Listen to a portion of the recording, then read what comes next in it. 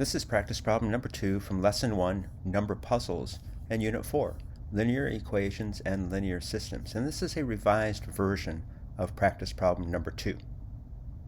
In practice problem number 2, Claire asks Andre to play the following number puzzle. So Andre, pick a number, add 2, multiply by 3, subtract 7, and add your original number. What number did you get as a result? 27. So which number did he start with? So we can follow this through with the algebra. So pick a number, so we'll call that x, add 2, x plus 2. And the whole thing, x plus 2, gets multiplied by 3. So you have to group the x plus 2 inside parentheses. And then 7 is subtracted.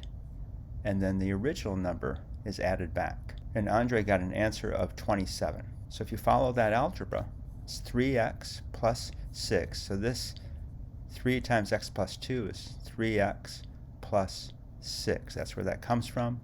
Then subtract 7, then add x, and all of that equals 27. Combine like terms, so there's a 3x here and an x here, so that's 4x.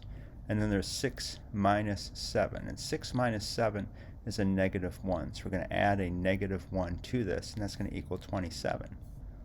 So 4x plus negative 1 equals 27. So now we're going to add this 1. So 4x equals 28 and divide by 4.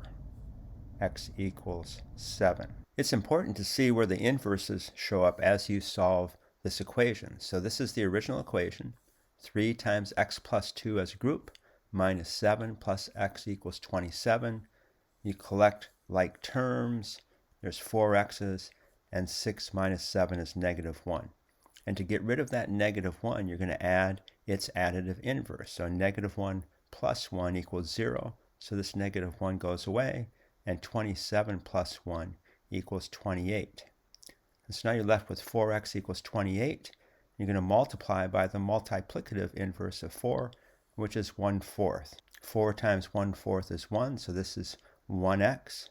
And 28 times 1/4 is 7. So x equals 7. This is actually not very interesting. I mean, you find out that Andre's original number is 7, so you go through the algebra and, oh, gee, x equals 7. But the real question is, how does Claire know? What has she figured out that whatever number Andre tells Claire as his final result, she knows how to figure out his original number? Claire understands the algebra that was used to create the puzzle. So she knows that when Andre goes through this math, he will eventually have 4 times his original number. So there's 3x here, and there's an x here. So you're going to end up with 4 times his original number. And she also knows that he's going to subtract 1 or add a negative 1 to that total. So he's going to end up multiplying his number times 4 and subtracting 1 from that. Now notice that this negative 1 right here, none of these values, 3 times 2 is 6, and negative 7's right here, none of them are connected to x. They are separate from x, which means that whatever number Andre chooses in the beginning, he's going to add 6 to that number eventually and subtract 7 or add a negative 7 for a total of negative 1. So Claire knows that whatever Andre says, his answer is 1 less than 4 times the original number.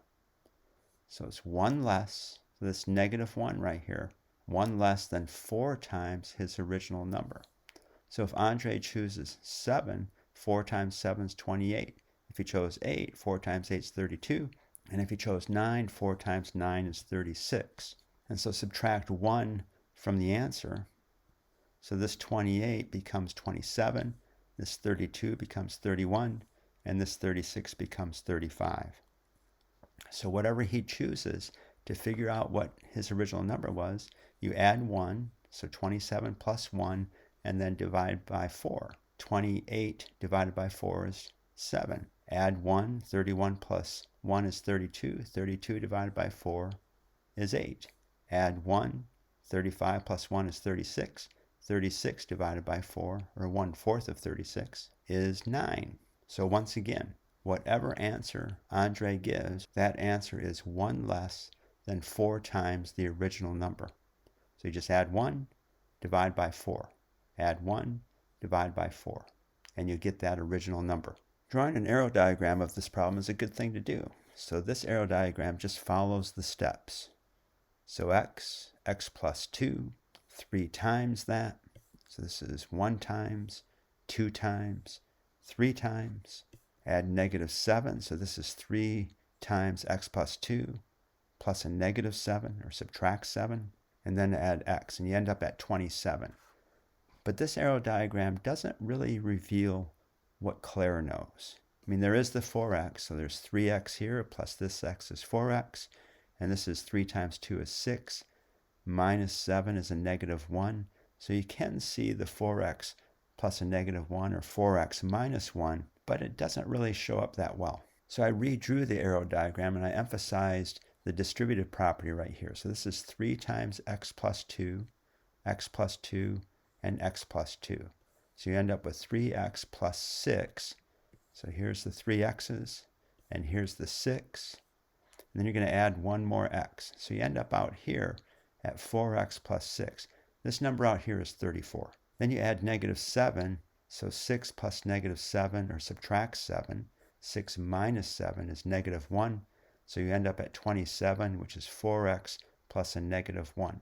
Now at this time, you could have Andre continue the puzzle and tell him, okay, now add 1 to your answer. He's going to get 28, and then divide your result by 4. He's going to get his original number, and you can tell him that. You can say, so do you get your original number? So here's the 27, add 1, divide by 4 is 7. This value out here, so 4x, 4 times 7 is 28, plus the 6 gets you out to 34. And something that might be fun to do is do this with the whole class and have everybody add 1 to their result, divide by 4, and everybody's going to get their original number to begin with. Or if you divide by their original number, then everybody in the class is going to get 4 as an answer, because 4x equals 28, or 4x equals whatever they're working with. Divide by x, you're going to get an answer of 4. So that might be kind of fun to do. The reason the puzzle works for everyone is because x is the variable. Whatever anybody chooses, it can change. It can vary. So the same thing is going to happen to everybody's choice. They're going to end up multiplying by 4 and subtracting 1. If they all add that 1 back and divide by their original number, everyone will end up with 4 as their answer. Or the other way, if they divide by 4, everyone will end up with their original number as the answer.